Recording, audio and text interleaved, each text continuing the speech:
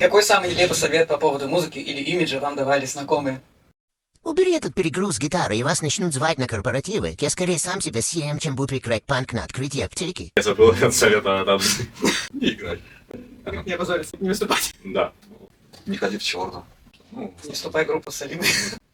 Как вы понимаете, что песня готова, ее пора выпускать, а не переделывать бесконечно?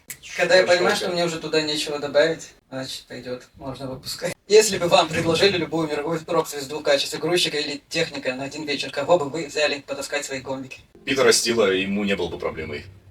Мика Джаггера, ему за 80, а он бегает по сцене больше, чем я. Пусть покажет мастер-класс по выносливости. Как часто тебе прилетает фраза «ты же в Абхазии, зачем ты это играешь»? Ну, мне пока такого не говорили. Слушаю чаще, чем «Доброе утро». Обычно отвечаю, потому что если не я, то кто? Вы готовы к тому, что после концертов или выхода новых песен вас могут начать обсуждать на каждом углу и не в самом позитивном ключе?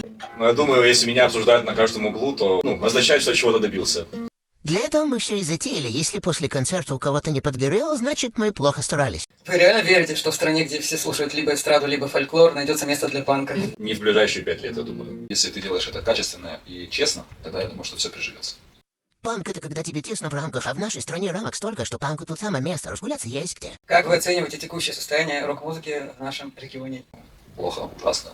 Какую планку вы бы поставили перед собой на ближайший год? Для коллектива хотелось бы найти возможности, в первую очередь. Вот остальное будет сыгранность, и тогда, в принципе, любая гора покорится.